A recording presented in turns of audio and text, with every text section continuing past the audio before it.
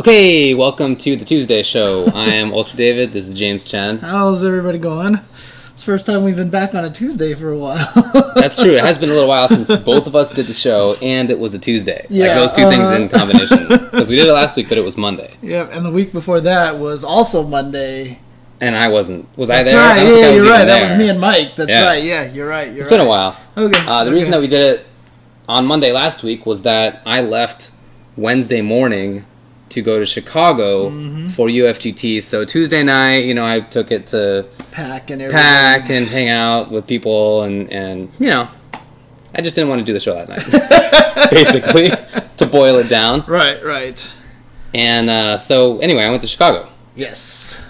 I went early because I have family there, and we hung out, and my parents also flew out, and we all kind of, spent some really good time with family, and it was great. Right. That was an awesome start to the weekend for me. But then after that, it was UFGT, Ultimate Fighting Game Tournament X, aka 10, right, in the Chicago area.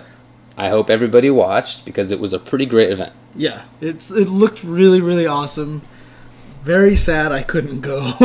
Yeah, I know people kept asking where really? you were. Yeah. Oh yeah, okay. Well, yeah, unfortunately I didn't go because, like I said, I had the wedding the week before, which drained my vacation and my finances. So but what are you gonna do? Yeah, exactly. But seriously, it was awesome. I've seen a lot of messages from people on streams who were watching on streams saying that they had a blast watching it, and believe me, it was awesome to be there. It's really one of my favorite majors throughout the year, and this one was probably the best that I've been to of the UFGT series. Yeah. It looked like everything was, and it looked like everybody was there too, because it looked like the attendance was a lot larger than the past. It was. Years. This was by far the biggest one. I forget what the percentage increase was, but it was like very, very substantial. Right, and I even got a chance to talk to Justin a little bit yesterday. And he said he enjoyed it, had a great time, and everybody who was there had a really amazing time. And I mean, that's the nice thing about what Keats does for UFGT. He always puts in a lot of little extra things and just makes it really fun for people to be there. In fact, Justin said it's probably one of the most fun he's had as a player at an event in a long time. Yeah. So, there are all sorts of things that are only at UFGT. Now, there's the fun and games in the back, which I never get a chance to do anything with. Of course, right. I never get a chance to play back there. There's really fun games and stuff. And then there are a ton of casual setups. Oh, nice. I mean, okay. You got to play casuals, if you wanted to play casuals, you got to play casuals. Gotcha. Okay. A ton of those. And then really interesting and unique things like the auction tournaments and the Mugen tournament. I can't believe he did the Mugen tournament. It was amazing. What a great idea. And it's so broken.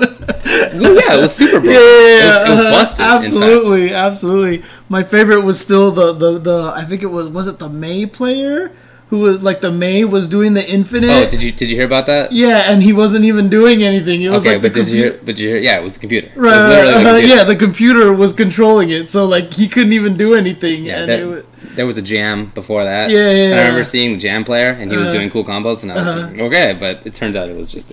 all the Guilty Gear characters were computer controlled, so they were so broken. Yeah. I think my favorite was Dark Donald, just because he was... He was so broken. He was super broken. Dark Donald, why? It's hamburgers everywhere, killing everybody, dude. And then I think my other favorite thing was the Ronald McDonald character, who whenever he did a super, his face showed up on. He had the face was like. I didn't see that. Oh really? I've seen him on Salty Bet. I did not see that on the actual tournament. Okay. So that was really good. And then Flo running into both. What was it? Nightmare Snake. There was no T. It was Nightmare Snake. That's right. And Nightmare Snake apparently can be killed. I found out later. Yeah. But you have to kill all of the little green spots on it 3 or 4 times. I mean, you saw the energy bar on the right. Yeah. Right. So it was draining as he was hitting everything. Right. So. But he also got a character that couldn't jump up to reach it. So he was just totally done. And he was the guy who 10-0 matchup, man. Literally, yeah. And he was the guy who ran into the aliens pod, and he had no idea what to do against that at first. Oh my god. Anyways, it was just a blast to watch, and it was fun for them to play in and it was fun for everybody there to watch, and it was fun for everybody at home to watch. It was fun for me to commentate. It was just like a blast of an idea all around. I really liked it. Yeah, and then the mystery tournament going with the "Don't Break the Ice" as the final game. Genius ending, dude. And Zero was so good at that game. Apparently, Zero. When it was just the 4 things, and it was like he's done, and he knocks it off, and both of the sides fall, and Josh. That was amazing. I was laughing so hard. Yeah. I was like, poor Josh, dude. He got bodied. But for real, congratulations to Zero for repeating in that tournament. Right? That really is one of the most impressive repeats that I've ever seen in any fighting game event. Like in any gaming event. I feel like that's almost impossible. Like that shouldn't even be something that can be done. I mean, the fact that he did it is ridiculous. So there are people who I think Josh finished in the top 4, top 5 each time he's entered it. I mean, there are people who repeat in top 8 in that thing, and it's because there's some randomness in it, obviously, but you have to adapt quickly. You have to find stuff quickly. You have to experiment and adapt very, very quickly, and that's a skill set. Yeah, for sure. And it was amazing to me to see people actually use that skill set and consistently. And Josh is one of those guys who he plays every game. Yeah, he gets good at every game super fast. I wasn't surprised to see him get all the way up there. I heard people calling the mystery and auction tournaments the Nerd Josh Invitationals because it's like built for him. Dude, in my prime during CVS2 for that auction tournament, I would have bodied a bunch of people. I think I would have bodied a bunch of those people because. All I played in CVS2 during my prime was random select. Yeah. That was the only thing I played. And I knew how to use every character, so I would have been like good with any team. I'm really sad, but the auction tournaments were as always really awesome to watch. I loved the little twists that were on them this time, where you had to roll to see which groove you got in CVS2, roll to see which assist you got in Marvel 3. Did they do the same thing they did last year? Because this year, I think it was different that they only gave you team names. Right, only team names. That was different. Yeah, right? you had to infer what the team was. Right. Which I also really liked. I just thought that was it's just like a really fun little spin on it. And when you're betting for it, you can take a guess as to what you're getting, but you're not sure. So, for example, at the very end, Justin walked up just in time to see that it was Team Psycho, was the last one. Right. And he goes, whatever, and he walks off thinking it's Dan. But actually Dan and Blanca and Sakura are all linked to each other in the story. Dude, that's what I would have guessed Team Psycho was. Me too. I said it on the air. Yeah. But he gave it up, not realizing. Right. And there was a ton of money. There were so many people who bet in so much. The highest one was triple digits, right? Number 1. Well, I know in Marvel wasn't Marvel the highest one for the auction tournament was Delusion with 98. So 98, that's right. It was just 98. Under it was 98. Yeah. Yeah, there you go. Yeah. So. Anyway, I really like those ideas. They're always fun for everybody. Yeah. Everybody involved has a blast. It's not just like the players involved or whatever. Right. The pregame show I thought was really fun. I don't know how it was for people to watch, but it was really fun to play. The rules were very interesting. What was the pregame show? So there were 4 teams. Team captains were me, Alex Valle, Maximilian, and I think Humbag was supposed to be one. Okay. And I think Bananakin ended up getting it or something. Anyway, and then we picked from among people who qualified for it by like beating time trials and whatever some other games. Okay. And then there were just like a bunch of random games. It basically was the mystery game tournament, but in a team format. Interesting. Okay. And there were, if your team won a game, you could get like an extra prize or something that let you change some rule in the game. So, for example, there's this one moment where Zero was on my team, and Lethal League was the game that came up. Nice. And he won Lethal League the previous year. And so, obviously, I was already out, but obviously our team sent him up. And then another team had a snapback because they had won a previous game. And so they were like, snap, and they snapped him out for our other player. But we had also won a snapback in a previous game. So I walked over and was like, actually, snap. we're putting 0 back in. Wait, that was one of the rules that you could snap in your own guy? Our rule, our like prize was specifically for our own team. Oh, I see. Gotcha. So we waited until after they did that, and then we snapped 0 back in, and 0 ended up winning that game. So it's just really fun. I really like the rules, man. And I'd be very interested to see what people thought about it watching, because it was just really fun for me to play. Anyway. Great tournament. There was other games played there. There were other games played there. All the normal stuff. Yep. So let's talk about Street Fighter 4. I guess start out. Oh, well, let me specify Super Street Fighter 4 Arcade Edition version 2012, because that wasn't the only Street Fighter 4 tournament. Right. And because next week Ultra is coming out. So this was pretty much the last Super Street Fighter AE 2012 tournament. Pretty much. Yeah, pretty much. So AE 2012 top 8. Starting from the bottom, K-Brad with Cammy, I Redman with Guy and Rose, Filipino Man with Rose, 801 Strider with Abel. It says only Abel here. I don't know if he used anything else. CJ Truth with Fei Long, Justin Wong with Rufus and a little bit of Adon, Wolf Crone with Viper, and Ryan Hart with Sagat. Ryan Hart. 2 for 2 here in America. Yeah. I mean, every time I say that on the air, somebody sends me a new tournament that he actually entered and blah blah blah. I don't mean forever. I mean this year for the Capcom Pro Tour stuff. Right. He's 2 for 2. He's 2 for 2, man. He comes to the US and he blows everybody up. Yep. So he's the man to beat right now. He really is though. I mean, he had stuff against Glitch that was just really really impressive to me. The setup was immaculate. Okay, like as a Rufus player, as a Sagat player. If a Sagat throws a high tiger, Rufus, you want to do Crouching Fierce under it. It's free punish, presumably. So Reinhardt does jab, tiger shot, and Glitch, of course, does Crouching Fierce. But Reinhardt holds focus. And confirms the Crouching Fierce, dashes up, uppercut, FADC, Ultra. Dude, there was the one where he had no life. Glitch had like this much left. Yeah. And so you just knew Glitch wanted to low fierce him from a screen away just to get that damage, and he did the jump backwards. Yeah. And he was like a full screen away, and he did crouch fierce, and he uppercutted it. He didn't even focus. He just straight out uppercut FADC ultra'd it, dude. He had the setup against Wolf Crown with the precise number of buttons, but put him at the precise range for cross up EX. Tiger knee. I read about it, but I didn't see it. It was amazing, seriously. See it. Yeah, he was point blank, and then I forget what the series of buttons was, like crouching short, crouching strong, whatever. And he ended up at this exact range. You could tell it was a setup that I've never seen before. I mean, I've seen that cross up. Yeah. But I've never seen somebody purposely put themselves at that spot and then combo into Ultra from it.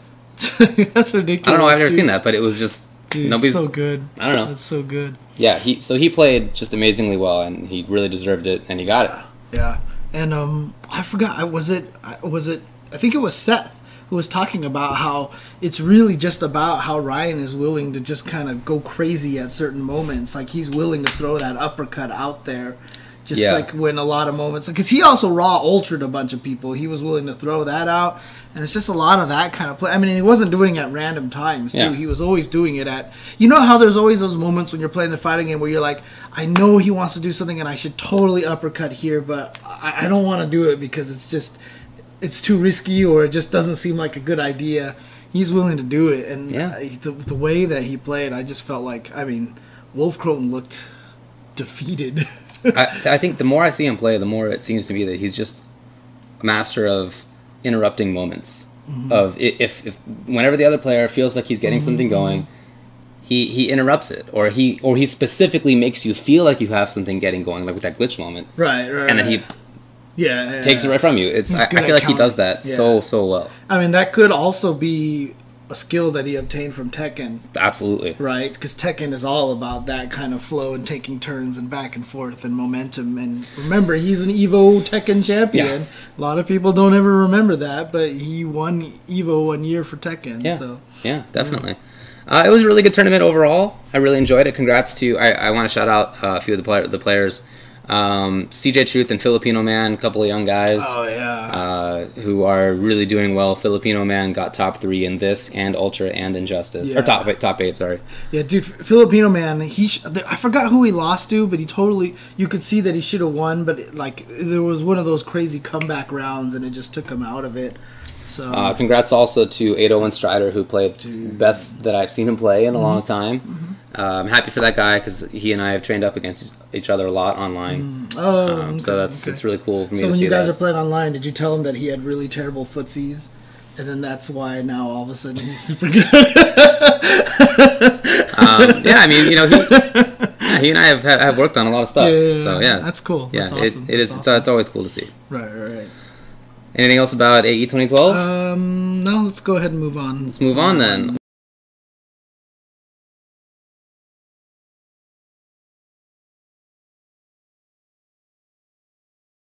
Well, according to SRK, next is Ultra Street Fighter 4, so let's go with that. Top 8 was 801 Strider with Yang. Tampa Bison also 7th with Rolento. PR Rod got 5th with Evil Ryu. Knuckle Dew got 5th with Guile. 4th place was Chris G with Yang, Evil Ryu, and Sakura. 3rd place was Filipino Man with Rose. 2nd place Ryan Hart, Sagat. 1st place Justin Wong with Elena. Dude, Elena looks good. And she looks like exactly Justin's character. I'm really happy that he's picking her up because she is his character. Yeah. She reminds me so much of Third Strike Chun. Not necessarily in how effective she is. I'm not saying that she's just kind of that good. But yeah, she's a quick move speed, great footsies character. She can be played kind of defensively, even though she's not like an obviously defensive character, but that's her style. Yeah. I think all of that just plays exactly into what Justin wants. I really do. I think that's so much more his character than Rufus. Like, if it wasn't for the fact that Rufus is getting better in the next version, like I said, I got a chance to talk to Justin yesterday. Yeah. And I told him, I was like, you need to drop Rufus and just play Elena. Yeah. And he's like, I don't want to drop Rufus. And I was like, fine, play both of them because I just felt like Elena was so good for him, like you said, and the high-low mix-up that she has on there. Dude, that EX mallet smash is so good. And Justin said that Ryan Hart knew he was going to play Elena versus him. And Ryan Hart did some testing off to the side, and every time he was testing blocking the EX mallet smash, he could not jab her back with Sagat. You mean after blocking? Yeah, after blocking. Yeah. So it sounds like it's safe. I think it's safe, yeah. So that's crazy to have an overhead that fast that leads into a big-ass combo in the corner into Ultra. Yeah. Mid-screen, you can also do into Ultra with the EX pommel horse thing. Dude, that's amazing. I think she's a really good character. Yeah. I think she's a really good character. But yeah, mostly I just think that she's a really good Justin character. Yeah, the footsie game that she has, the normal moves. Yeah. Yeah. Beautiful. He has told me before that he's planning to go with Rufus in matchups where Rufus wins and Elena in matchups where she wins, like basically against projectile characters. Right. Which makes a lot of sense. You could really see Filipino Man do good stuff with Rose. He did some new tricks like EX Shawl Charge through fireballs, which was really good for her. Obviously, I was impressed by Tampa Bison Rolento because I just don't think that character is very good. And I mean, hopefully I'm wrong, but he doesn't seem very good to me. So Tampa Bison getting top 8 with him, I thought was pretty impressive. Yeah. I mean, Vi tried to get top. I mean, he just missed it. He was top 9. Right. So yeah. But it was fun to watch. I didn't watch it live, but I did watch it later. Yeah, so the official release date for Ultra is going to be midnight Tuesday. So basically, as soon as it gets to midnight Tuesday Pacific time for PlayStation 3, and then supposedly 7 a.m. Pacific time for 360, following that 7 hours later. So that's what I read. Okay, and we'll have a big old expose on that. Yeah, we'll talk about that. We'll talk about that a little bit later on in the show. So let's move on to Marvel 3. Top 8, starting from the bottom, JDM with Zero Doom Virgil and Taskmaster Virgil Dante. Crazy Joe with Viper Dante Strider. Golden Boy Neo with Magneto Doom Phoenix. Full Schedule with Viper Doom Ami. Justin Wong with Wolvie Storm Akuma. Chris G with More Doom Virgil, Morgan Magneto Doom, and Spencer Doom Wesker. Ray second place, Magneto Doom Sentinel, and first place was PR Balrog with Wolverine Doom Virgil. Yeah, Balrog won that one, and he wasn't even happy. Like, he looked frustrated after he won. Yeah. But I mean, a lot of the reason why look, I just don't like what Chris G did in that top 8. I just don't like what he did. I mean, when he went up against Ray, he played first Spencer Doom Wesker. Right. I mean, he uses all the characters. He uses that team before, but it's obviously not his best team, and it's obviously not going to be tournament tournament worthy at this point, right? It can get there eventually, but I don't think that he picked it for any specific reason to counter Ray Ray or anything like that, right? I don't know. It's just, you could see it after he lost the PR ROG in winner's bracket. Like, he checked out of the tournament. Yeah? You can kind of tell he checked out. And I don't know, I'm really, really sad that kind of happened, because once he goes up against Ray Ray, I mean, he just beat Justin in a super close match. And then the first thing he does is goes play Ray Ray and picks this random team. Like, what is that? How do you think that's got to make Justin feel, right? You don't think it's for a matchup concern? Maybe Ray Ray's figured out Morgan? No, I don't think so. Okay. I don't think so at all, to be honest. I have no idea what anything is in that game. So. It's a problem. I just feel like it, when you do this kind of thing, this is like one person collusion, it's just like you just don't even try anymore, and it's really upsetting for me to see, because like I said, it's disrespectful to the TOs, it's disrespectful to the people that are watching, it's disrespectful especially to all the people that you beat. Like I said, he just barely beat Justin. You can tell Justin was sad, and then the first thing he does is just play this random team on Ray Ray, and I just don't think Justin was too pleased about that, Well, I don't know. I'm not too concerned about what Justin's thoughts are. Right. I guess. Well, I mean, he's my friend, but what I mean to say is, I don't think that should affect how Chris plays. Oh yeah, I guess. Yeah, for sure. Yeah. But it's just like I don't know. It's a level of disrespect to everybody you've beat along the way. Okay. You know what I mean? Okay. So that's kind of how I always feel about it. So I don't know. I'm just really sad that the tournament had to end that way, and it kind of sucked the hype out of it a little bit. So I don't know. I really wish that. Because, I mean, at this point in time, it's not even just about players. I know it's Chris. Like, he just gets into these funks. Like, when he loses and gets sent to loser's bracket, he gets frustrated, and then he just kind of like, I don't feel like playing anymore and stuff like that. And I just wish that wouldn't happen with him. He needs to figure out, like, what drives him. He needs to find that fire again. You know what I mean? So that he can play, so he won't do stuff like that. And everybody notices it. Everyone sees it happen. And I think it's really a shame. So. Okay. But yeah. Good stuff to Ray Ray for getting second place. Very, very good play. I really enjoy watching him play. And that's not something I often say. About Marvel. Yeah. But no, I love his neutral game, man. His neutral game is so good with Magneto. Yeah, for sure. And not even just with Magnus, actually. With Sentinel. With Doom, with Sentinel. It's like he's playing Sim. It's so sick. His Doom is really He does good. such a good job as Sentinel of not being above the opponent. There's that range under Sentinel where like he just can't do anything. Anybody can do any anti-air and he's totally boned. He's almost never there. If you look at his ability to space out people, it's just like perfect. I really like watching that. Yeah, and also I do want to respond. Someone says that Marvel is trash if one man can ruin the tournament. That's not true at all. Like, it can happen to any game, and it has happened to any game before. In fact, I mean, two people can ruin a tournament, obviously. Like, we had the infamous EVO Soul Calibur Grand Finals where the two top players just played random characters. They played a Voldo mirror because they were friends, right? And pretty much sucked all the hype out of that game. So, I mean, it can definitely happen in any game, not just Marvel. So, yeah, and I rip on Marvel a lot now, but I would say most of it is just joking.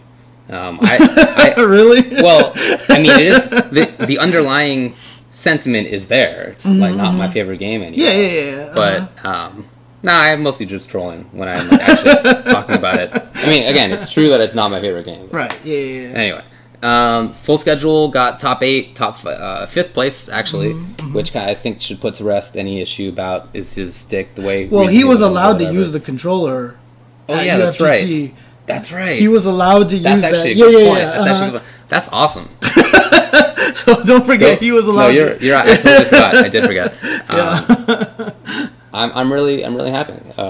Happy for him though, and I'm happy that Keats lets that happen. Station before, but I'm cool with that controller. Right. Good stuff to JDM for getting top 8. Also, just outside of top 8 was Ron Masama, Decline, Kane Blue River, and somebody else that's not on SRK apparently, not written down. Okay. Yeah. KBR lost to PR Rog just outside of top 8, and he told me later after Rog had won the tournament that he knew as soon as he played Rog that Rog was on his game, that nobody was beating him that day. Right, he could just tell, like, this guy is just on a roll. Well, that's the one argument you can say about Marvel being a bad game is that Rog won it, even though he doesn't play it, he doesn't like it, and he definitely took it, and that was one of the reasons why he looked so frustrated when he won. He was just like, "What the heck, man? Like, I don't even like this game that much," and he won it. So there you go. Okay. Move on, I guess. Talk about Melee. Did you get a chance to watch any of that? I did not get a chance to watch because I only had the main stream on. I only had Level Up live stream on the whole weekend. It turns out that Captain Falcon won. Whoa! Yeah. Nice. I didn't get to see it. I was commentating and whatnot. But yeah, Dark Rain won it with Captain Falcon. That's pretty crazy. Super impressive. Second place was Kells with Fox and Sheik. Dark Atma third was Sheik and Peach. Fourth was Pikachu with Pikachu and Dr. Mario. Yeah, nice. My dude. Marth, Falco, Fox, Jigglypuff with Oro, Fruit Loop, Mundungu, and Checkster. That was your top 8. Nice. I assume that was probably pretty hype for people, that Captain Falcon won. Yeah, I gotta imagine. It's pretty cool. There's definitely the past. Like, I don't know if it's a lot of the games here, but I feel like a lot of these games, those low tier characters are starting to really step up. And because I know, like in Injustice, we've had a lot of that situation with Shazam winning tournaments and stuff. But as we keep going through, we'll run into a couple more. So, okay. In Persona, Bananakin won it with Shadow Labras. He's the best Shadow Labras in the world. Grover got second place with Yu Narukami, etc. Divekick. Oh man, I gotta go back and watch this. I wasn't able to watch top 8 because I was really? Well, yeah, I was commentating other games. Okay. Top 8, starting at the bottom. Zach Weiss, I guess, with Kung Pao and Dive. Zansam with Kung Pao and Dabaz. Mean Saltine with Kick, Redacted, and Shoals. G with Kung Pao, Stream, and Mr. N. Hansen with Kung Pao. Gunther the Perilous with Dabaz. Second place was Canadian Bacons with Stream and Kung Pao. And first place was Argonrost with Redacted. That's really interesting because I remember at NCR, Kenny looked super strong. And everybody was talking about how there wasn't a Kenny in top 8. Yeah, that was like that's crazy kind of to moment. me. Yeah, that is crazy to me. So, yeah. Yeah, no, I think that's really cool. The only Redacted won? Yeah, Redacted won. Holy crap. Mean Saltine and Zansam both said that they were basically playing counterpick characters, so like whatever. Okay. But yeah, Gunther the Perilous was there. If you recall, we met him at SCR. He traveled there specifically for that. Yeah. And this was like the major of Divekick, really. A lot of people traveled from all over the place specifically for Divekick. Which I was really happy for, makes me really happy to see. I like that people are traveling for that game. I know people don't respect it, dude, but it's really super legit. Yeah, it really is. Dude, NCR makes me happy to see. Edition has improved a lot of problems with the game. Like, no question. I feel like Edition has done a lot for that game. So, like I said, NCR was so much fun to watch. Like, I mean, to commentate. It was amazing. To watch. Yeah. Injustice top 8, starting at the bottom. Forever King with Bane tied 7th. Perfect Legend with Doomsday Batman and Martian Manhunter. Then Filipino Man at 5th with Wonder Woman and 16-bit also with Catwoman. 4th place was Honeybee with The Flash. 3rd place was White Boy with Doomsday. 2nd place was Forever King with Batman, Aquaman, The Flash, and Lobo. And 1st place was Emperor Theo. Oh, nice. With Aquaman and Superman. Okay, cool. He waltzed through. Seriously. Really? Yeah. Everybody there, I mean, a couple people who were in top 8 even, told me before top 8 started that they don't see a way that Theo doesn't win this tournament. What? Really? Yeah. He's gotten to He's that like point. that level of dominance right now. Interesting. I mean, do they consider him the best Injustice player in the country now? I guess people do. I mean, if you look at how he beat people, top 8 winners, he beat Filipino Man 3-0. In winners finals, he beat White Boy 3-1. In grand finals, he beat Forever King, also 3-1. Top 16, he beat Perfect Legend 3-0. Dang, okay. I mean, he's just... Was it mostly Aquaman or Superman? It was almost all Aquaman. He only picked Superman... when was the moment he picked Superman? Winners finals against White Boy's Doomsday. That's right, that makes sense. Okay. Yeah.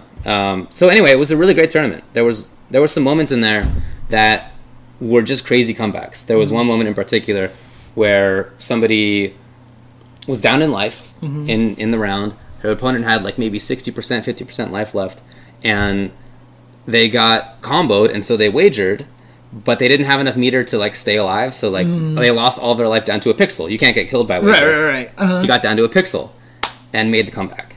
Really? After that, it was just like it was so sick. Seriously, dude, that's awesome. I know I say this every time, but you really, if you didn't check out Injustice live, you really should check out the top 8. It was at the same time as Ultra SF4, unfortunately. That's why I didn't watch Ultra live, because I chose to do Injustice top 8 commentary instead. Right. And I really thought that it lived up to that. There were 3 Banes in top 16, which made me happy. Only one of them made top 8, and that one got last place in top 8. But, you know, he ran into Flash, which is a really terrible matchup. Oh, okay. Bad matchup. Interesting. But, yeah, anyway, really, really good. Cool. Awesome. Oh, it was a 16 bits comeback? Yeah, I forgot who it was. That's why. Okay. Yeah, I didn't get a chance to see any of Injustice, unfortunately. So. Well, I strongly recommend going to check that out. So, BlazBlue. Yeah.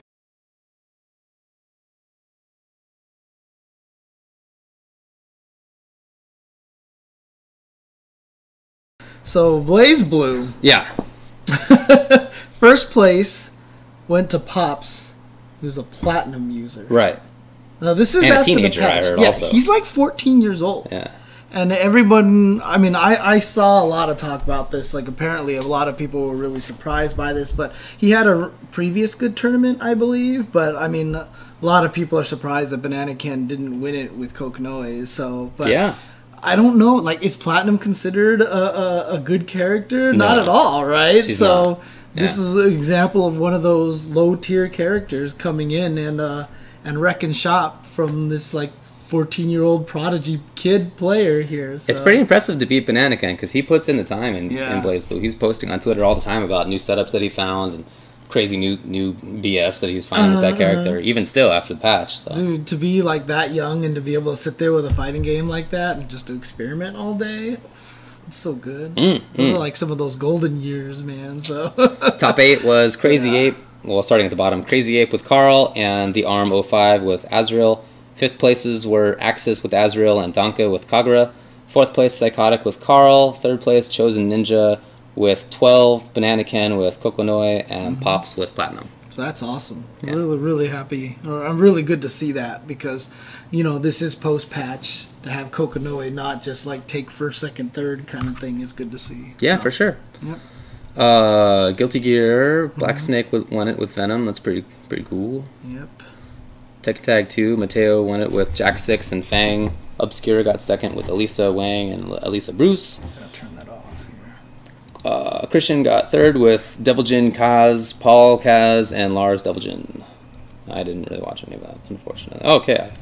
Did you watch any Killer Instinct? I watched some of the VODs, actually. I got a chance to go back and watch this. And this one was really crazy, too. Okay. Because top 8... So, the 2 characters that are pretty much determined to be the worst are Fulgore and Spinal. The 2 characters added into the game, right? And Orchid, not necessarily considered one of the greatest characters, right? Okay. So, top 8 had 4 Saber Wolves. So I see. Right. Vi playing Fulgore. Right. Tyrant playing Spinal. Right. Piarog playing Orchid, and there was a Sadira. The Masiaga 5. Masiaga. So, I watched the first parts of the VODs, and the first 5 matches all had Saberwolf, and they all lost. Like, all 5 of them have lost. Like, they all just kept getting knocked out one by one, and it was pretty crazy to see that. Especially because so let's go over this. So 7th place was FRQ Steve and Luis with Saberwolf and Saberwolf. So tied for 5th was Dizzy and, Masiaga with Saberwolf and Sadira. So 4th place went to Piarog with Orchid. Then Tyrant got 3rd with Spinal. And Vi got 2nd with Fulgore. So these are like 3 of the lower ranked characters. Now, Orchid's not the same where Fulgore and Spinal are, but people just don't think that Fulgore and Spinal are good at all. But here they are finishing 2nd and 3rd. Well, so Justin Wong ended up winning with Saberwolf. Alex, I guess, won the winners finals match. Yeah, so winners finals, Alex beat Tyrant, Fulgore against Spinals 3-2. Losers finals, Justin beat Tyrant with Saberwolf 3-0, and then Justin came back. He reset the bracket 3-1 against Valle, and then won 3-2 in the final set. Yeah, I did talk because I had thought the same thing. I don't follow the game that much, but I have heard that Fulgore was bad. I think you told me that. Yeah. And I have heard that Spinal was bad. I don't know. I asked Steve, who got 7th place, and he said that he thinks Fulgore's really good. Oh, okay. Like people just hadn't been playing him right, and only a few people know how to play him right. And then Alex Valle kind of wandered by the conversation, was like, "Yeah, nobody knows how to use him. Like it's like, but this is how you use him." Right. And he got 2nd place with the character. Because it's really interesting, because he was the one character I was looking forward to most, because he was my favorite character in the first Killer Instinct, right? So I was like, okay, Fulgore, and I had like 2 or 3 people say to me like, "Oh, just don't bother playing Fulgore. Like he's not good. Like just don't bother." So, one of those characters considered bad might not actually be bad in the end, and so Vi is one of the only guys showing that. Oh, Max got 9th place with Fulgore. He was right outside of top 8. Yeah, but Justin taking it, though, he told me that when he lost to Vi in winner's bracket, so that was one of the matches that, the Saberwolf lost early on. He came back in grand finals, and he said he beat Vi pretty quickly with the 3-1, and then he went up 2-0, and Vi brought it all the way back to 2-2. So I heard that last match was super hype. I haven't gotten a chance to see it yet, but I'm definitely looking forward to that. So in KOF 13, Romance won it with Psyche, Benimaru Yuri, and King Psyche Yuri. Mario E and James Jr., who are both local players, got 2nd and 3rd places. People were really happy about that. A lot of people I talked to were really happy that those guys did well. Nice. Okay. Oh yeah, there was a VSAV, and Mighty Mar won it with Anakaris. With Anakaris, yeah. He was the worst character in the game. Right. Yeah. 2nd place was Flo with Sasquatch. 3rd place was Ailerus with Felicia. Pockets with Dimitri was 4th. 5th places were Fuzzy Snugs QB and Xanaz with Allbath.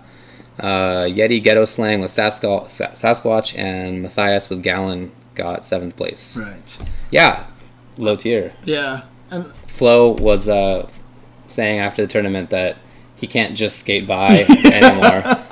He used to play the game a lot, but he doesn't play it regularly. Right.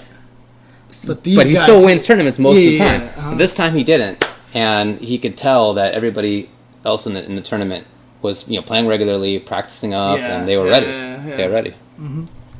So good stuff. Cross Tekken was a really good tournament as always.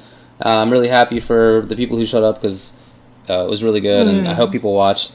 Angel got 7th place with Brian Steve. Zykes got 7th place with Elena Christie. 5th place Ty. Knuckledew, Guile Zangief, Alex Valle, Lars, Yoshi. Wolf Crone got 4th. He picked top tier finally, not Poison Hugo. He picked Law Jin. Tampa Bison with Bison Rolento 3rd place. The Cool Kid, Cody Bob, and Seth Lolol with Law Kuma won the whole thing. Seems like the usual suspects there for the game. So. Yeah, definitely. But this was one of the tournaments that a lot of the Cross Tekken players chose to go to, right? Yeah. This was a pretty good gathering of people. That's cool. Yeah, that's cool for sure.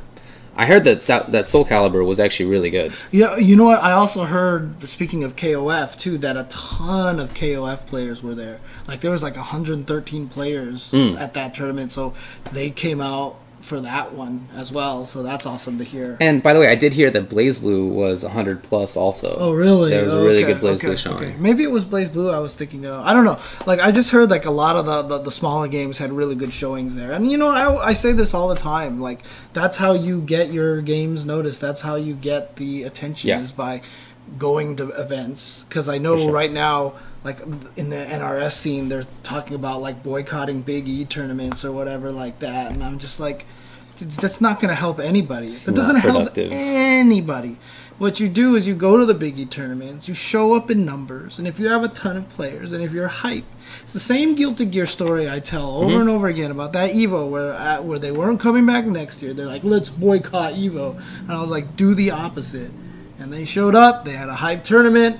The following year, back at Evo. That's how you do things, right? You You show the TOs why your game is worth it. You don't just tell them we deserve this. You have to show them why you deserve it. So, and to see a lot of these smaller games like this at UFGT come out with the big numbers like that, that's how you do it. That's how you show people your game is worth playing. So, Mortal Kombat was won by Perfect Legend. Second place, Dizzy. Third place, 16-bit. Then Tyrant. Then Forever King. Then Waffles. Then Theo and Newbie.